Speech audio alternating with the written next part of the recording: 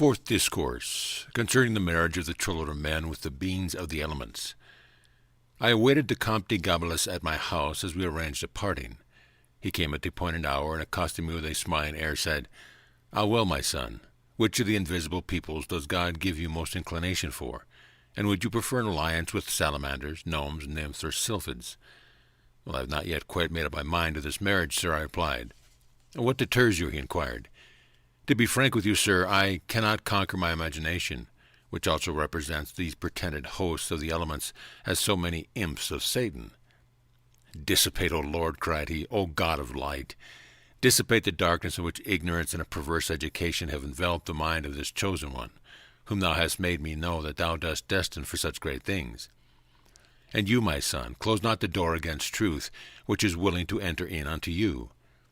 Be non-resistant, nay, you need not be so, for it is most injurious to truth to prepare the way for her.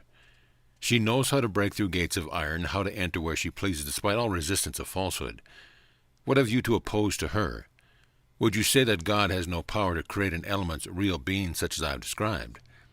"Or I have not looked into that matter," said I, "to ascertain whether the thing itself be impossible, whether a single element can furnish blood, flesh, and bones, whether temperament can exist without admixture, and action without opposing forth. But assuming that God has been able thus to create, what sound proof is there that he has done so? Let me convince you of it at once without further temporizing. I am going to summon the sylphs of Cardan, and you shall hear from their own lips what they are and what I have taught you about them."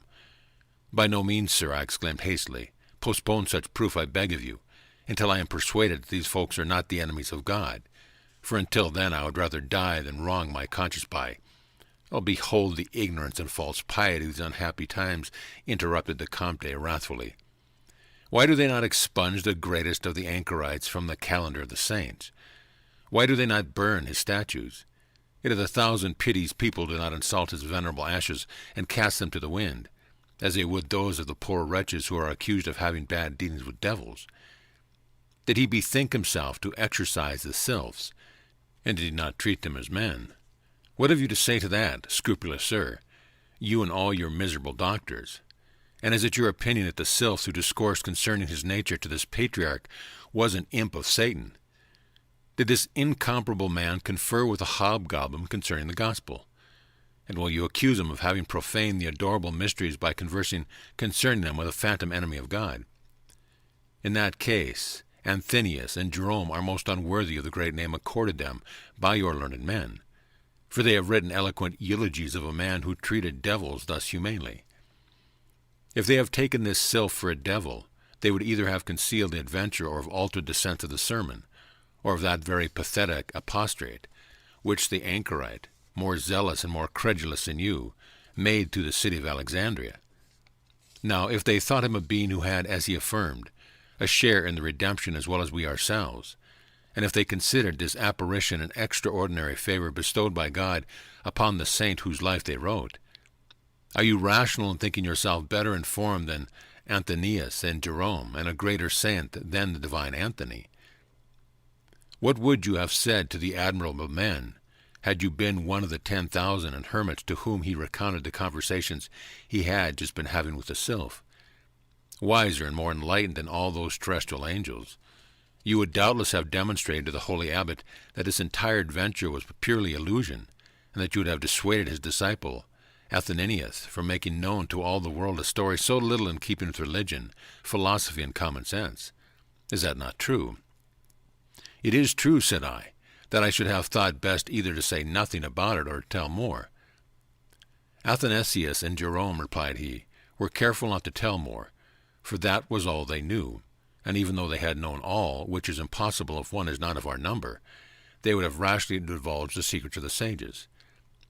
But why not?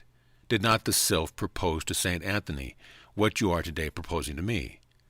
"What?" said the Comte, laughing. "Marriage? Ah, would that have been quite fitting?" "Probably the good man would not have accepted the offer," I ventured. "No, certainly not," said the Comte, "for it would have been tempting God to marry at that age and to ask him for children." "What?" I exclaimed. "Do people marry sylphs for the purpose of having children?" "Indeed," said he. "Is it ever permissible to marry for any other purpose?" "I do not imagine," said I, that they aspired to the planting of family trees. I had supposed their sole object to be the immortalization of the sylphs. Ah, you are mistaken, quoth he. The charity of the philosopher causes them to have as their ultimate aim the immortality of the sylphids, but nature makes them desire to see them fruitful. Whenever you wish, you shall see these philosophic families in the air. Happy world, if there had been no other families, and if there had been no children of sin. Well, what do you mean by children of sin? I inquired. They are, my son, he explained, all children who are born in the ordinary way, children conceived by the will of the flesh and not by the will of God, children of wrath and malediction, in other words, children of men and women. You are longing to interrupt me. I see exactly what you would like to say. Yes, my child, know that it was never the will of the Lord that men and women should have children in the way in which they do. The design of the most wise craftsman was far nobler. He would have had the world peopled in a different manner than we see it. If wretched Adam had not grossly disobeyed God's command not to touch Eve, and he had contented himself with all the other fruits in the garden of pleasure, with the beauties of the nymphs and the sylphids, the world would not have had the shame of seeing itself filled with men so imperfect that they seem monsters when compared with the children of the philosophers. Apparently, sir, said I, you believe Adam's crime to have been other than that of eating the apple. Why, my son, he replied, are you one of those who are so simple-minded as to take the story of the apple literally? Ah, know that the holy language makes use of these innocent metaphors to prevent us from having improper ideas of an action which has caused all the misfortune of the human race. Thus, when Solomon said, I will go up unto the palm tree, and gather the fruit thereof, he had another appetite than that for eating dates. This language consecrated by the angels, in which they chant hymns to the living God, has no term to express what it implies figuratively by the words apple and date. But the sage easily deciphers these chaste figures of speech, when he sees that the taste in the mouth of Eve were not punished, and that she was delivered with pain. He knows that it was not the tasting which was criminal, and discovering what the first sin was, by reason of the care which the first sinners took to hide certain parts of their body with leaves, he concludes that God did not will men to multiply in this vile way. O Adam, thou shouldst only have begotten men like unto themselves, or have engendered none save heroes or giants. Ah, what expedient had he, I asked, for either of these marvelous generations? Obeying God, he replied, and touching only the nymphs, nomids, sylphids, or salamanders. Thus there would have been none save heroes born, and the universe would have been peopled with marvelous men filled with strength and wisdom. God has been pleased to enable us to conjecture the difference between the innocent world and the guilty one we behold today by now and then, permitting us to see children born in the manner he designed. Then, sir, have these children of the elements occasionally been seen? If so, a master of arts from the Sorbonne, or who was citing St. Augustine, St. Jerome, and Gregory of Nazianzus the other day, was mistaken in believing that no issue can spring from the love of spirits for women, or from the relationships men can have with certain demons he called hyphalites. Lactantius has reasoned better, the Comte replied, and cautious Thomas Aquinas has learned determined not only that these intimacies may be fruitful, but also that the children thus born are of far nobler and more heroic nature. In fact, when it pleases you, you shall read of the lofty deeds of these mighty and famous men who Moses says were born in this manner. We have their records in our possession in the book of the Wars of the Lord, cited in the 21st chapter of the book of Numbers, meaning just what the world would be if all inhabitants were like Zoroaster. What, said I? Zoroaster, whom people say was the inventor of necromancy? The same of whom the ignorant have written at Calamy, said the Comte. He had the honor of being the son of the salamander, or Amisus, and of Vesta, Noah's wife. He lived for 1,200 years, the sagest monarch in the world, and then was carried away to the region of the salamanders by his father, Oromasis. I do not doubt that Zoroaster is with the salamander Orosmus in the region of fire, said I, but I should not like to put such an affront upon Noah as you have been guilty of. The affront is not so great as you might think, replied the Comte. All your patriarchs considered a great honor to be the reputed fathers of these children, whom the sons of God were pleased to have by their wives, but as yet think this is too much for you. Let us return to Oromasis. He was beloved by Vesta, Noah's wife. This Vesta, after her death, became the tutelary genius of Rome and the sacred fire, which she desired the virgin to preserve with so much care, was in honor of the salamander, her lover. Besides Zoroaster, there sprang from their love a daughter of rare beauty and wisdom, the divine Egeria, from whom Numa Pompilius received all the laws. She compelled Numa, whom she loved, to build a temple to Vesta, her mother, where the sacred fire should be maintained in honor of her father Oromasis. This is the truth concerning the fable about the nymph Egeria, which Roman poets and historians have related. William Postel, least ignorant of all those who have studied the Kabbalah in ordinary books, was aware that Vesta was Noah's wife, but he did not know that Egeria was Vesta's daughter, and not having read the secret book of the ancient Kabbalah, a copy of which the Prince de Mirande bought so dearly, he confused things and believed that Egeria was merely the good genius of Noah's wife.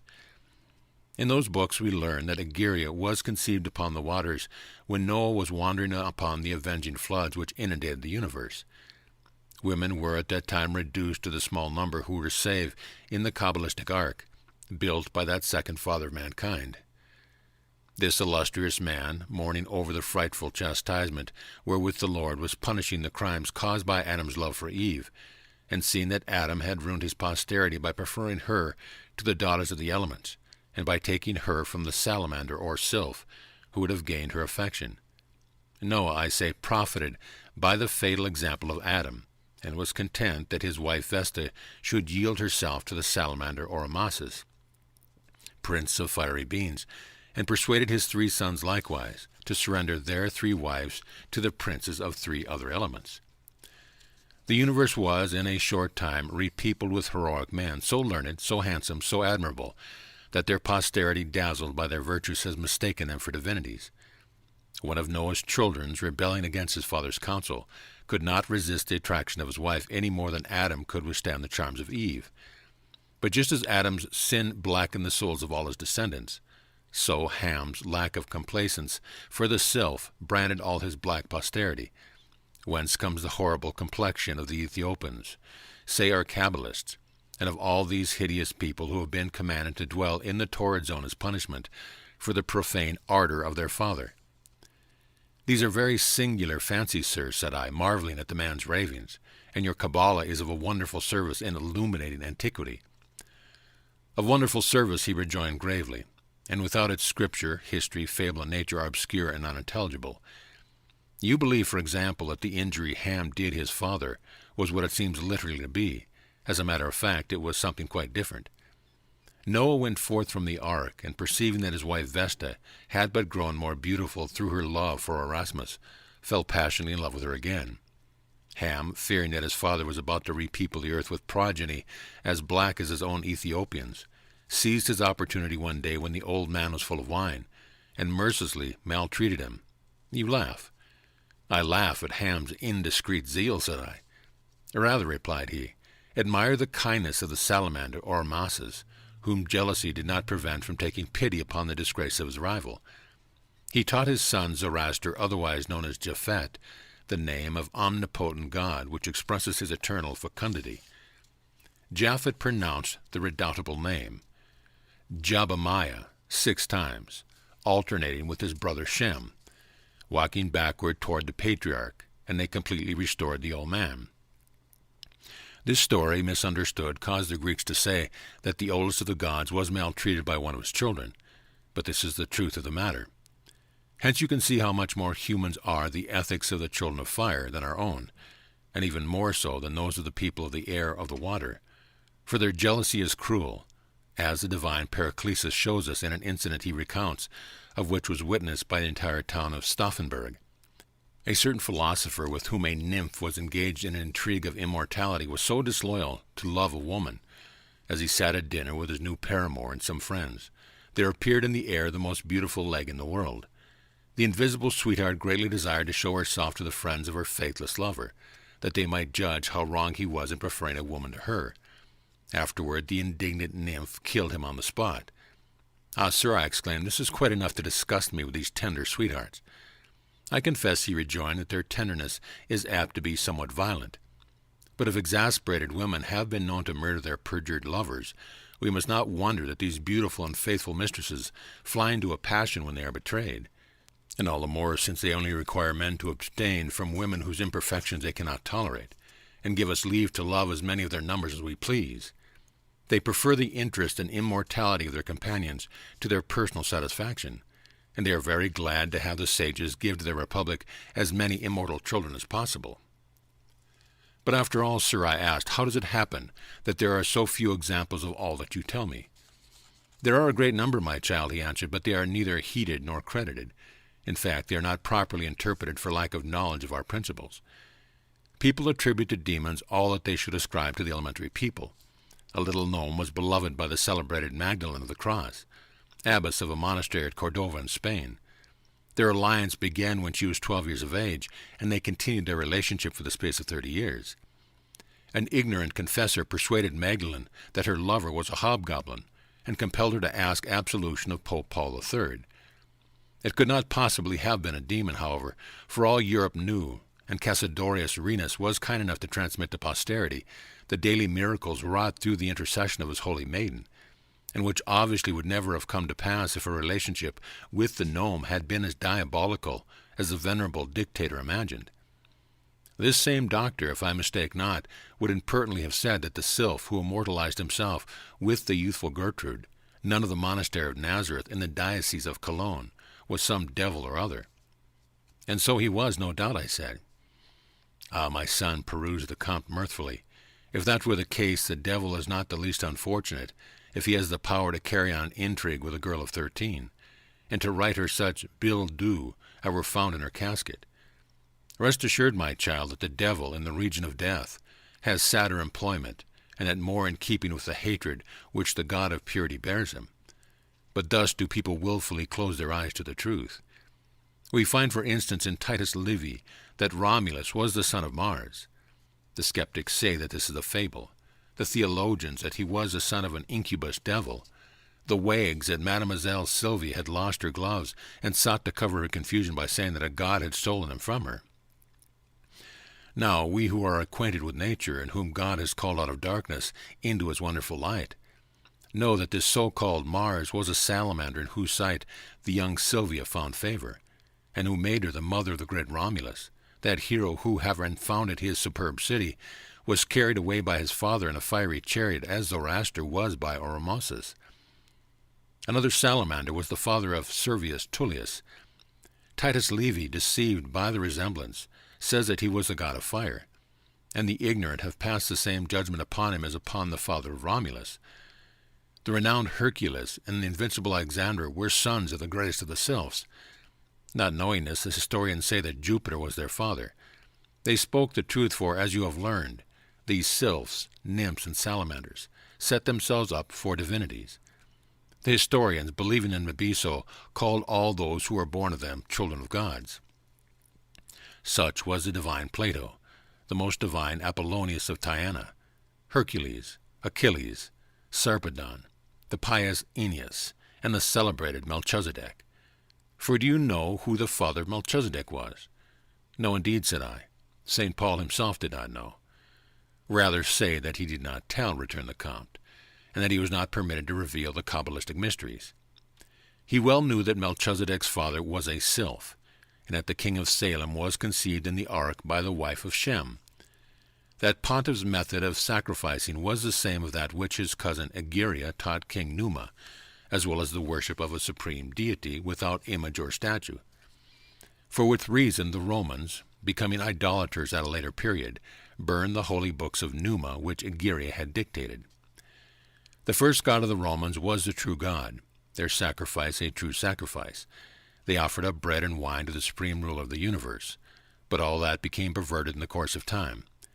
In acknowledgment of this first worship, however, God gave the empire of the world to this city, which had owned his supremacy, the same sacrifice which Melchizedek. Oh, sir, I interposed, pray let us drop Melchizedek, the sylph that begat him, his cousin Egeria, and the sacrifice of bread and wine. These proofs seem to be rather remote. I should be greatly obliged if you would tell me some more recent news. For when someone asked a certain doctor what had become of the companion of that species of satyr which appeared to St. Anthony, and which you call a sylph, I heard him say that all these folks are dead nowadays. So it may be that the elementary people have perished since you own they are mortal, and we hear no tidings of them. I pray God, exclaimed the Comte with emotion, I pray God, who is ignorant of nothing, to be pleased to ignore that ignoramus who decides so presumptuously that of which he is ignorant. May God confound him and all his tribe. Where has he learned that the elements are abandoned, and that all these wonderful people are annihilated? If he would take the trouble to read history a little and not ascribe to the devil, as the old wives do, everything which goes beyond the bounds of the chimerical theory which has been constructed about nature, he would find in all ages and all places proof of what I have told you. What would your doctor say to this authentic account of a recount occurrence in Spain? A beautiful sylphid was beloved by a Spaniard, lived with him for 3 years, presented him with 3 fine children, and then died. Shall one say that she was a devil? A clever answer that. According to what natural philosophy can the devil organize for himself a woman's body, conceive, bear children, suckle them? What proof is there in Scripture of the extravagant power which your theologians are forced in this instant to accord to the devil? And with what probable reason can their feeble natural philosophy supply them? The Jesuit Del Rio, in good faith, naively recounts several of these adventures, and without taking the trouble to give physical explanations, extricates himself by saying that these sylphs were demons. How true is it that your greatest doctors very often know no more than silly women? How true is it that God loves to withdraw into his cloud-enveloped throne, and deepening the darkness which encompasses his most awful mystery, he dwells in an inaccessible light, and reveals his truth only to the humble in heart. Learn to be humble, my son, if you would penetrate that sacred night which envisions truth. Learn from the sages to concede the devils no power in nature, since the fatal stone has shut them up in the depth of the abyss. Learn of the philosophers to seek always for natural cause in an extraordinary event, and when natural causes are lacking, have recourse to God and to his holy angels, and never to evil spirits who can no longer do aught but suffer, else you would often be guilty of unintentional blasphemy, and would ascribe to the devil the honor of the most wonderful works of nature. If you should be told, for example, that the divine Apollonius of Tyana was immaculately conceived, and that one of the noblest salamanders descended to immortalize himself with his mother, you would call that salamander a demon, and you would give the devil the glory of fathering one of the greatest men who ever sprang from our philosophic marriage. But, sir, I remarked, this same Apollonius is reputed amongst us to be a great sorcerer, and they have nothing better to say of him. Behold, exclaimed the Comte, one of the most wonderful effects of ignorance and bad education. Because one hears one's nurse tell stories about sorcerer, every extraordinary occurrence can have only the devil for an author.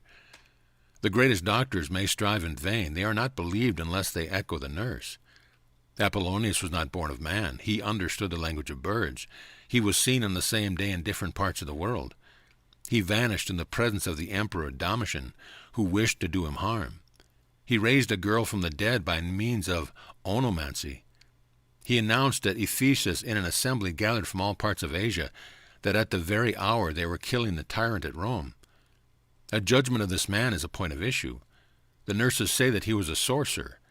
St. Jerome and St. Justin Martyr say that he was merely a philosopher. Jerome, Justin, and our Kabbalists are to be adjudged visionaries, and silly women are to carry the day. Ah, let the ignorant perish in their ignorance, but do you, my child, save yourself from shipwreck. When you read that the celebrated Merlin was immaculately conceived by a nun, daughter of a king of Great Britain, and that he foretold the future more clearly than Tiresias, do not say with the masses that he was the son of an incubus devil, because there never had been any, nor that he prophesied through the assistance of devils, since according to the Holy Kabbalah a devil is the most ignorant of all beings.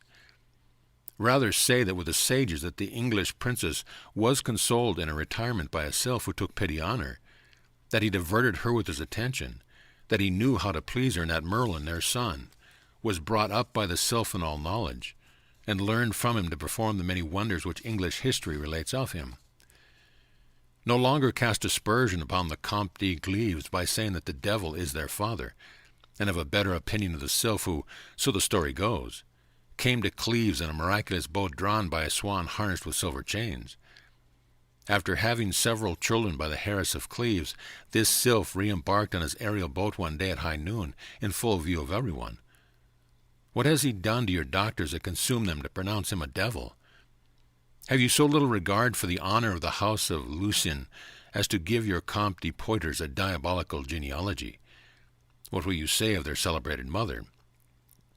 I verily believe, sir, I declared, that you are about to tell me the fairy tale of Melusina. Ah, he replied, if you deny the story of Melusina, I am inclined to think you prejudiced. But in order to deny it, you must burn the books of the great Paracelsus, who affirms in 5 or 6 different places that nothing is more certain than the fact that this same Melusina was a nymph. And you must give the lie to your historians who say that since her death, or so to speak, more accurately, since she disappeared from the sight of her husband, whenever descendants are threatened with misfortune, or a king of France is to die in some extraordinary way, she never fails to appear in mourning upon the great tower of the Chateau of Lausanne, which she had built.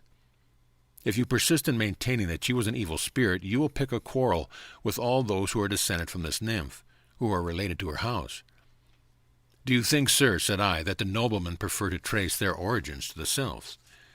They would undoubtedly prefer to do so, he rejoined, if they knew that which I am now teaching you, and they would consider these extraordinary births a great honor. If they had any Kabbalistic light, they would know that such births are more comfortable with the method whereby God in the beginning intended mankind to multiply.